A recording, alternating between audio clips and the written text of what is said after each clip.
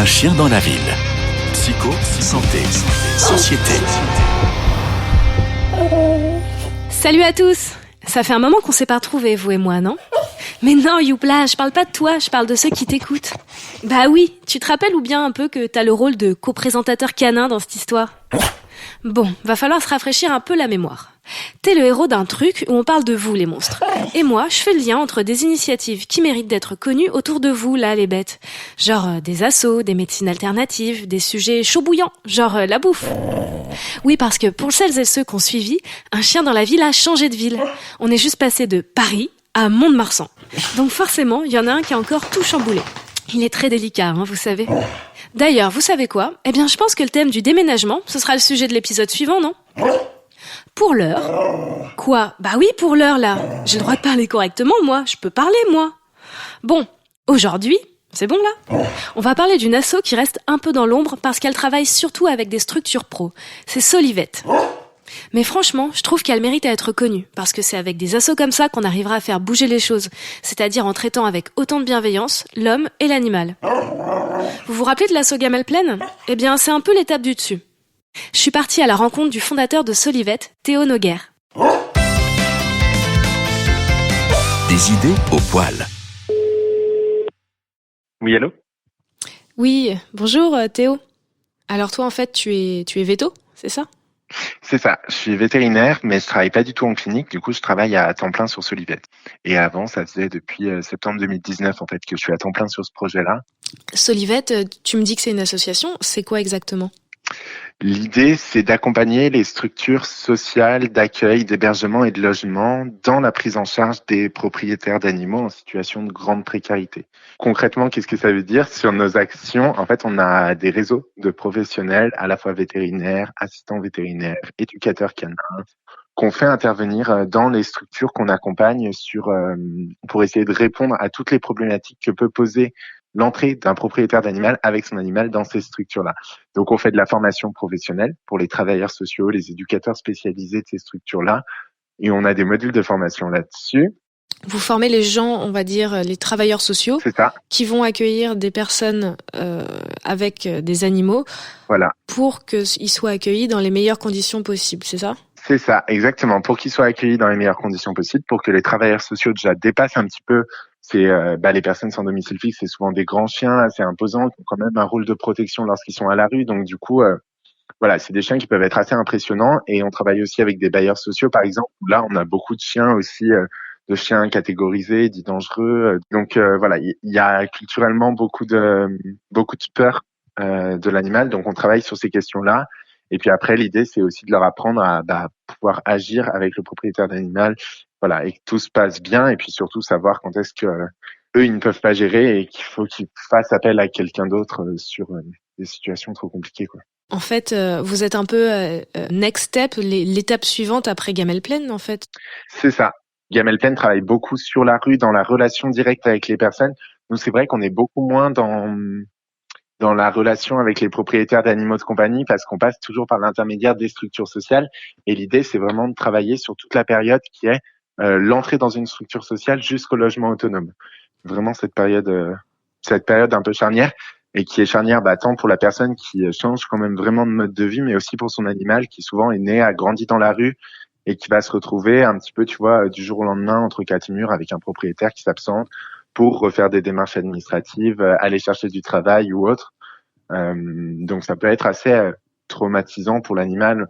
En tout cas, l'animal n'est pas forcément habitué à ça et c'est vrai qu'on a assez souvent quand même apparition de certains troubles comportementaux qui peuvent être un peu dérangeants. Par exemple, un chien qui va aboyer toute la journée quand le propriétaire s'absente, simplement parce que le propriétaire avait tout le temps été avec son animal jusque-là, ou alors qui va détruire tout dans l'appartement parce qu'en fait, on se rend compte que le propriétaire ne sort peut-être pas assez son chien une fois qu'il est re-rentré dans le confort, dans le logement, si on peut dire.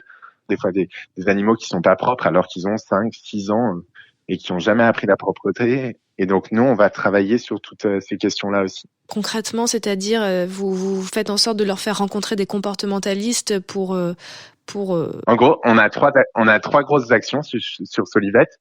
Donc, je t'ai déjà parlé de la partie de formation professionnelle. Ouais, former les structures, en gros. Voilà, exactement. Le suivi sanitaire des structures qui accueillent les animaux de compagnie, parce que l'idée, c'est que si elles jouent le jeu et qu'elles acceptent de recevoir les propriétaires d'animaux, faut pas que l'animal devienne une source de maladie, de parasites ou autre. Donc là, on fait intervenir des vétérinaires bénévoles dans les structures pour réaliser les soins gratuitement pour les personnes qui sont prises en charge par ces structures-là ou qui fréquentent ces établissements-là. Tu me dis soins vétérinaires. Moi, j'avais cru comprendre aussi qu'à Lyon, il y a pas mal de bénévoles vétérinaires avec l'école VétaGrosSup. Tu en fais ou tu en faisais partie? J'en ai fait partie. En fait, j'ai créé cet asso du dispensaire vétérinaire de l'école. Ah d'accord, ok. Pour ma petite histoire, moi, comment je suis arrivé à créer Solivet. En 2014, je suis rentré à l'école vétérinaire. J'avais envie de m'engager sur un projet étudiant. Le dispensaire vétérinaire étudiant de l'école vétérinaire de Lyon avait existé de 2008 à 2013 et avait été fermé pour des soucis administratifs. Il y avait plus de bénévoles qui avaient envie de reprendre le projet ou autre. Et en 2014, du coup, moi, je suis rentré à l'école vétérinaire. On a appris ça et avec un petit groupe d'étudiants à l'époque, on a relancé ce projet-là. Moi, ça a été vraiment, je connaissais pas du tout le monde social avant. J'avais quasiment jamais croisé de personnes sans domicile fixe. Enfin voilà, tu vois, c'était vraiment une découverte pour moi et ça m'a vraiment passionné. Voilà, de voir la place que peut avoir l'animal pour ces personnes sans domicile fixe aussi. D'accord. Et ensuite, tu t'es dit, je veux faire plus et t'as créé Solivet. Je me suis dit, c'est super, cette association étudiante, elle fait quelque chose de génial, mais comment je peux continuer mon engagement, moi, en étant vétérinaire professionnel derrière? Et il y avait un autre point qui m'avait un petit peu questionné pendant toutes ces années-là, qui était qu'en fait, les soins vétérinaires, c'était super, c'était vraiment nécessaire pour ces personnes-là, mais c'était malheureusement pas suffisant pour faire changer les structures sociales qui n'acceptaient pas les propriétaires d'animaux de compagnie vers un accueil de l'animal de compagnie. Les problématiques que soulevait la présence animale dans ces structures-là étaient trop nombreuses, trop complexes pour que le soin vétérinaire juste soit l'élément déclenchant qui se disent et que les structures se disent chouette, on accueille des propriétaires de chiens SDF à partir de demain quoi. Cet hiver à Lyon, il y a eu une petite polémique autour de jeunes qui étaient sans domicile fixe en plein milieu de la rue de la République de Lyon. C'est un petit peu nos Champs-Élysées. Donc c'est vraiment la grande avenue de Lyon et la mairie essayait de leur proposer une solution d'hébergement, notamment quand il y a eu la vague de grand froid cet hiver. Et en fait, elle leur proposait de les loger dans un gymnase, mais la condition c'était qu'ils ne puissent pas entrer avec leur chien. Et tous ont refusé cet hébergement et il a fallu imaginer des solutions qui pouvaient prendre en compte l'animal pour espérer l'hébergement. Ouais. Mais finalement, c'est une vraie forme de discrimination parce qu'un chien, c'est pas un hobby, c'est un compagnon de vie. Exactement. c'est pas un loisir en fait. L'animal, c'est pas juste une contrainte, mais que si on sait correctement l'appréhender, en tout cas, ça peut devenir un formidable médiateur du travail social. Ça peut permettre de mieux connaître les parcours de vie des propriétaires d'animaux de compagnie. Ça peut permettre de créer un dialogue hyper facilement, de créer un lien de confiance lorsque un travailleur social s'occupe de l'animal avec le propriétaire plutôt que de s'occuper uniquement du propriétaire. Donc, il y a plein d'aspects hyper positifs aussi à accueillir les animaux de compagnie dans les structures sociales. Et voilà, il suffit de le montrer maintenant aux structures. Donc, on a la première action, c'est la formation des structures. La deuxième action, du coup, c'est l'accès aux soins vétérinaires dans les structures. Et cette troisième action, du coup? La troisième action qui est du travail plus en binôme, avec le binôme homme-animal qui est réinséré, qui est de l'accompagnement.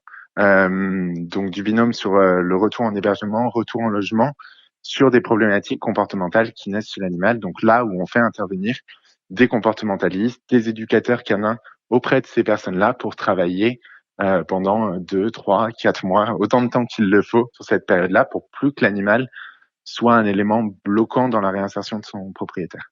À partir du moment où vous aidez des personnes, vous les lâchez plus en fait, tout simplement jusqu'à ce qu'elles soient complètement autonomes. Et c'est une des grosses particularités aussi de Solivet par rapport à Gamelle Plaine, par rapport aux dispensaires vétérinaires étudiants qui existent aussi, c'est qu'on a un public un petit peu plus large. On parle beaucoup de personnes sans domicile fixe parce que c'est le gros de notre activité.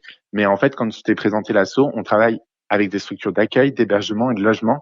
On accompagne vraiment de la rue jusqu'au logement social. On travaille aussi avec des bailleurs sociaux. Et l'idée, c'est de pouvoir continuer un accompagnement dans les différentes structures où va passer le propriétaire. Tu me dis que tu es basé à Lyon. Pour l'instant, ça n'existe qu'à Lyon, Solivet ? Alors, on intervient sur toute la région Rhône-Alpes pour l'instant. Donc, Lyon, Grenoble principalement. 2 gros territoires d'action. Après, on regarde un petit peu, on est en contact pour s'étendre déjà sur d'autres villes autour de Lyon.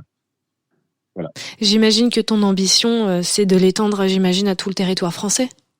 Idéalement, oui. Après, sur la forme que ça va prendre, je sais pas, tu vois, si ce sera une grosse association Solivette ou alors si dans l'idée, il y aura plein de petites associations Solivette qui vont naître.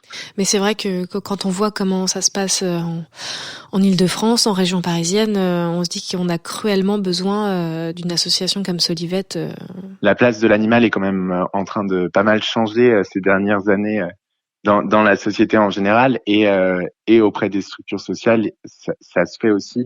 Donc, elles ont besoin, elles, d'un interlocuteur aussi sur ces questions-là, de trouver des professionnels pour répondre à leurs questions, pour pouvoir franchir ce cap de l'accueil de l'animal en toute sérénité. J'imagine qu'à terme, si tu as envie que Solivette, on va dire, s'expande, il va falloir qu'il y ait quelques personnes qui y soient à plein temps et donc qui puissent en vivre un minimum, en tout cas. C'est ça, l'idée, c'est vraiment de créer des emplois, de créer des métiers sur l'accompagnement social des propriétaires d'animaux dans ces structures-là. Donc aujourd'hui, pour l'association, ça se passe assez bien et on a pu créer notre premier emploi début 2021. L'objectif, c'est d'ici la fin de l'année 2021 d'avoir créé au moins un deuxième poste. À terme, on aimerait avoir notre propre éducateur canin qui soit bien au courant des spécificités du public qu'on accompagne et qui puisse aussi développer des pédagogies adaptées au public, aux particularités de notre public. Voilà, on va voir comment ça se passe, mais pour l'instant, c'est plutôt bien parti. Et point positif, les mentalités semblent changer. Je suis partie interroger des professionnels travaillant dans le social à Paris pour voir ce que eux en pensaient. Il y a les enfants du canal qui font ça. Les enfants du canal. Ah, tu connais pas ça, les enfants du canal? Les enfants du canal, c'est une bonne structure dans laquelle ils ont des installations dans lesquelles, globalement, au départ, ils ont une péniche, mais aussi ils ont des immeubles dans Paris dans lesquels les gens qui sont en précarité ont donc des petits logements dans lesquels ils peuvent venir avec leurs animaux. Un exemple, il y a pas longtemps, il y avait quelqu'un qui était dans la rue avec deux gros chiens. Et ça faisait des années qu'elle vivait dans la rue. Et je sais que au niveau des structures, au niveau du bailleur social 3F, a pu, reloger cette personne avec ses chiens. Ça n'a pas été un frein, au contraire. Ah, c'est super. Ah ouais, c'est super. Ouais, non, c'est très très bien. Et ils ont par exemple dans le 5e, ils ont un ancien immeuble de RDF là qui a été transformé qui est très joli d'ailleurs en plus. C'est un immeuble qui est un peu style Eiffel, dans lequel il y a je sais plus combien, ça va être une quarantaine de logements où là ce sont des résidents qui étaient à la rue et qui ne pouvaient pas trouver d'endroit parce qu'ils avaient un chien et donc la plupart ont un animal, dont certains deux même. Il n'y a pas de restriction là-dessus parce qu'on peut pas faire de discrimination, que ce soit l'être humain ou l'animal. On peut pas faire ça. Donc on est dans du social, on doit accepter les personnes telles qu'ils sont et puis avec leur bagage. Et oui, l'animal peut devenir un vrai vecteur de réinsertion sociale. Les mentalités semblent évoluer et ça me tenait vraiment à cœur de vous parler de ce projet. Pourquoi ? Déjà pour en prendre conscience si on s'était jamais penché dessus, c'était mon cas. Et puis, pour en parler autour de vous, tout simplement. Parce qu'il paraît que c'est en ne faisant rien qu'il n'arrive rien. Alors nous, on fait. Youpla. Je vous dis à très vite pour causer du sujet ô combien bouleversant du déménagement. Le suspense est insoutenable.